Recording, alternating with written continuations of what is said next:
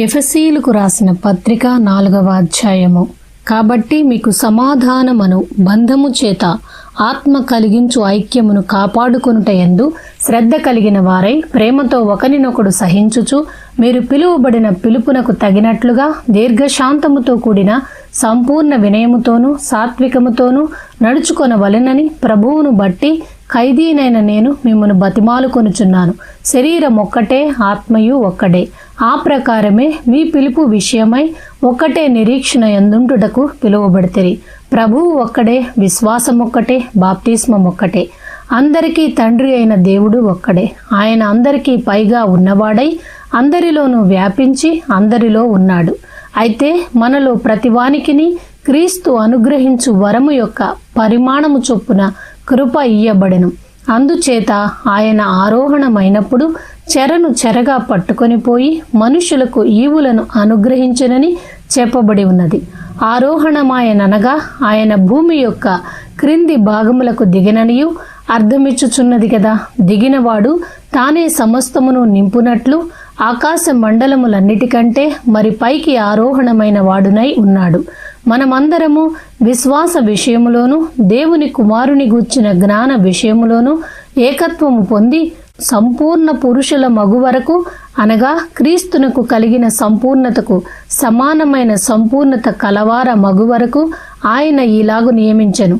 పరిశుద్ధులు సంపూర్ణులగునట్లు క్రీస్తు శరీరము క్షేమాభివృద్ధి చెందుటకును పరిచర్య ధర్మము జరుగుటకును ఆయన కొందరిని అపోస్తులను గాను, కొందరిని ప్రవక్తలను గాను, కొందరిని సువార్తికులను గాను, కొందరిని కాపరులను గాను, ఉపదేశకులను గాను నియమించెను.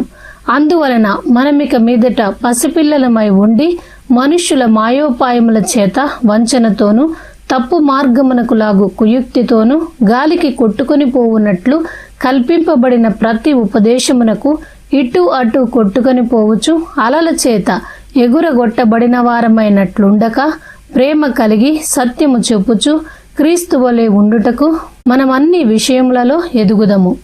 ఆయన శిరస్సై ఉన్నాడు. ఆయన నుండి సర్వ శరీరము చక్కగా అమర్చబడి తనలోనున్న ప్రతి అవయవము తన పరిమాణము చొప్పున పనిచేయుచుండగా ప్రతి కీలు వలన కలిగిన బలము చేత అతుకబడి ప్రేమయందు తనకు క్షేమాభివృద్ధి కలుగునట్లు శరీరమునకు అభివృద్ధి కలుగజేసుకొనుచున్నది. కాబట్టి అన్యజనులు నడుచుకొనున్నట్లు మీరిక మీదట నడుచుకొనవలదని ప్రభువునందు సాక్ష్యమిచ్చుచున్నాను. వారైతే అంధకారమైన మనస్సు కలవారై తమ హృదయ కాఠిన్యము వలన తమలోనున్న అజ్ఞానము చేత దేవుని వలన కలుగు జీవములో నుండి వేరుపరచబడిన వారై తమ మనస్సునకు కలిగిన వ్యర్థత అనుసరించి నడుచుకొనుచున్నారు. వారు సిగ్గులేని వారై ఉండి నానా విధమైన అపవిత్రతను అత్యాశతో జరిగించుటకు తమ్మును తామే కాముకత్వమునకు అప్పగించుకొనిరి. అయితే మీరు యేసును గూర్చి విని ఆయన యందలి సత్యము ఉన్నది ఉన్నట్టుగానే ఆయన యందు ఉపదేశింపబడిన వారైన ఎడల మీరు అలాగూ క్రీస్తును నేర్చుకున్నవారు కారు. కావున మునుపటి ప్రవర్తన విషయంలోనైతే మోసకరమైన దురాశల వలన చెడిపోవు మీ ప్రాచీన స్వభావమును వదులుకొని మీ చిత్త వృత్తియందు నూతన పరచబడిన వారై నీతియు యథార్థమైన భక్తియు కలవారై దేవుని పోలికగా సృష్టింపబడిన నవీన స్వభావమును ధరించుకొనవలెను. మనము ఒకరికొకరము అవయవములై ఉన్నాము గనుక మీరు అబద్ధమాడుట మాని ప్రతివాడును తన పొరుగువానితో సత్యమే మాటలాడవలెను. కోపపడుడి గాని పాపము చేయకుడి. సూర్యుడస్తమించు వరకు మీ కోపము నిలిచి ఉండకూడదు. అపవాదికి చోటియ్యకుడి. దొంగిలువాడు ఇక మీదట దొంగిలక అక్కర గలవానికి పంచిపెట్టుటకు వీలు కలుగు నిమిత్తము తన చేతులతో మంచి పని చేయుచు కష్టపడవలెను. వినువారికి మేలు కలుగునట్లు అవసరమును బట్టి క్షేమాభివృద్ధికరమైన అనుకూల వచనమే పలుకుడి గాని దుర్భాష ఏదైనను మీ నోట రానియకుడి. దేవుని పరిశుద్ధాత్మను దుఃఖపరచుకుడి.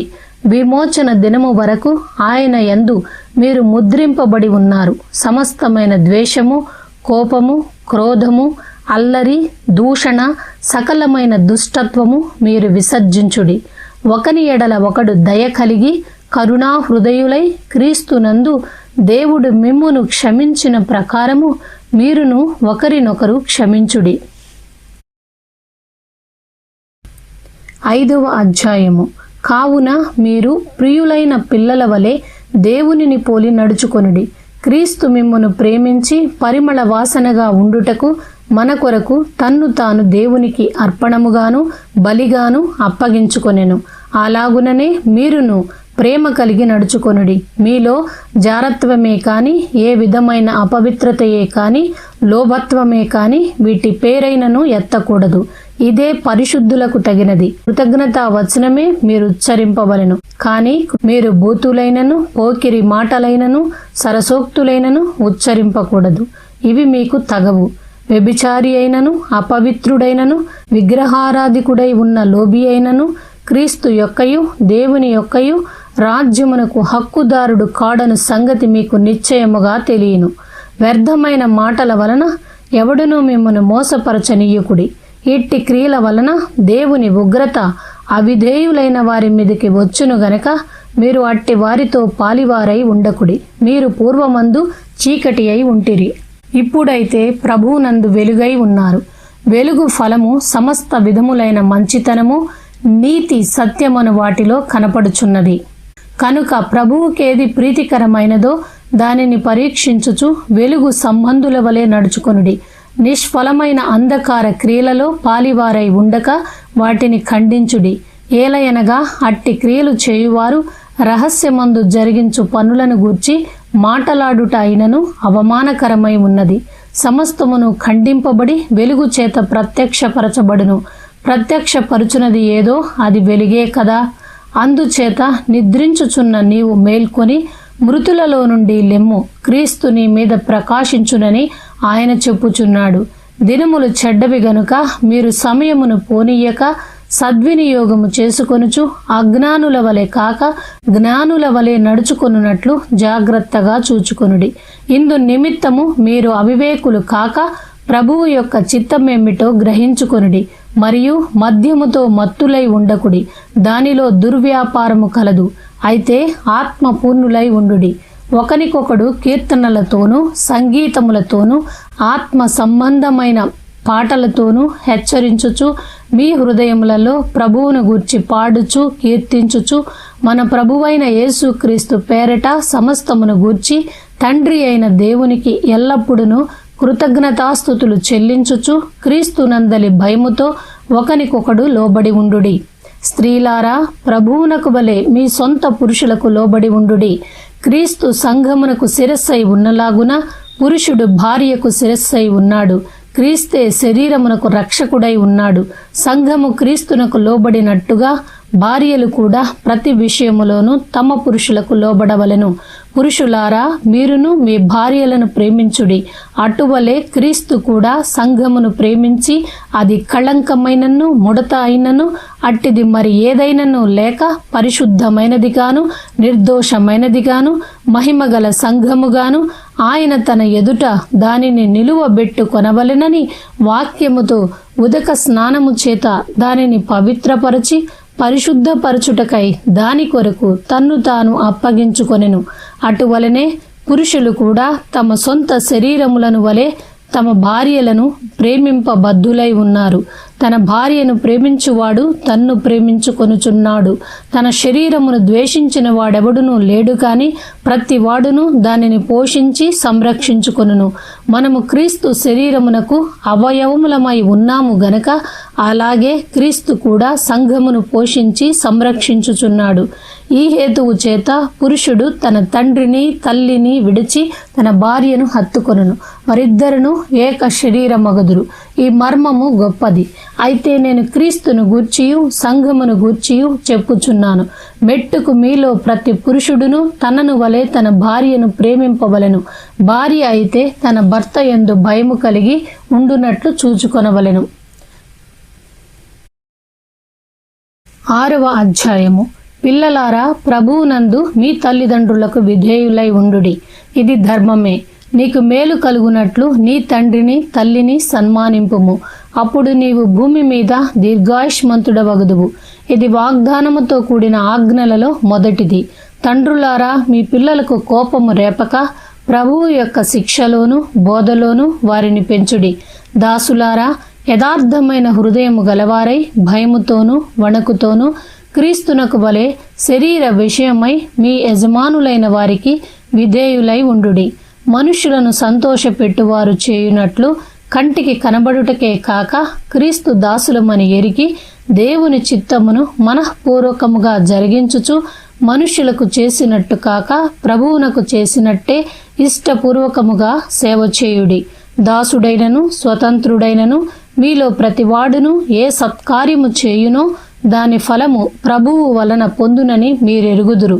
యజమానులారా, మీకును వారికిని యజమానుడైన వాడు పరలోకమందున్నాడనియు ఆయనకు పక్షపాతము లేదనియు ఎరిగిన వారై వారిని బెదిరించుట మాని ఆ ప్రకారమే వారి ఎడల ప్రవర్తించుడి.